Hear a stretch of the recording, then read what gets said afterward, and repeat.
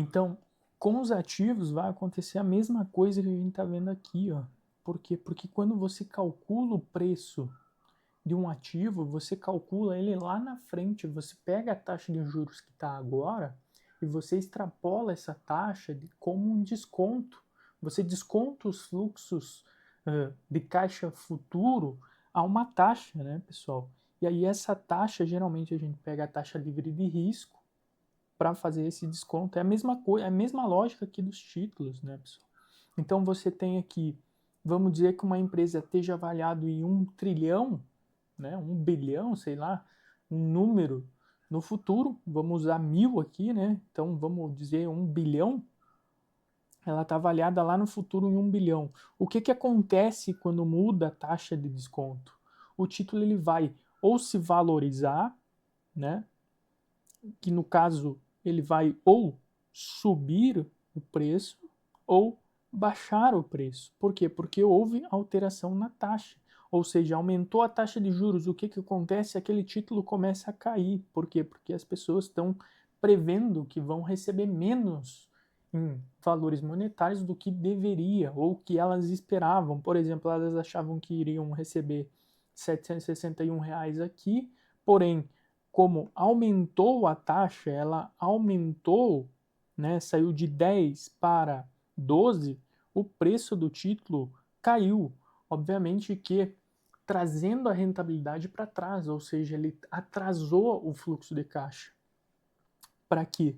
Para que chegasse lá na frente a R$ 1.000. O que ele faz? Ele desvaloriza um pouco o título, por quê? Porque aumentou a taxa.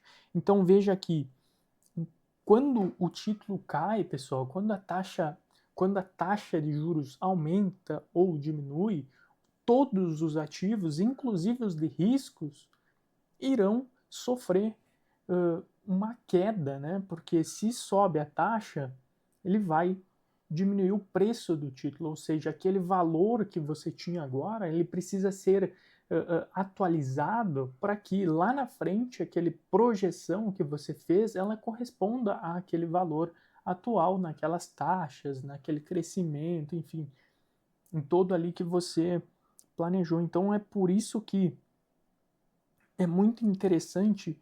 Eu vejo muitas pessoas falando, pô, mas eu vou investir em título público federal agora porque a taxa Selic está a 12%, que nem teve há um tempo atrás, agora ela aumentou, está 10 e pouco, né? Então eu vou investir em títulos públicos agora. Sendo que se você comprar uma ação, ela vai estar caindo. Se você olhar os ativos de risco, quando nós temos uma elevação na taxa, uma mudança na taxa de juros para mais, né? Ou seja, quando a taxa foi de 10 para 12, todos os ativos eles vão obrigatoriamente sofrer com isso, com essa mudança. E aí você fala, pô, mas eu vou ganhar 12 aqui na renda fixa. Ok, mas talvez você vá para um ativo de risco muito bom, que tenha capacidade de se atualizar, né? Capacidade de um ativo real, né? Todo mundo confunde ativo real, né? O que é um ativo real? Um ativo real não é um terreno, não é uma casa, não é um apartamento, pessoal. Um ativo real, ele é algo que consegue atualizar os seus preços constantemente, ficando com um retorno real, né? Não é algo que, por exemplo, eu vendi eu fiz comprei um terreno.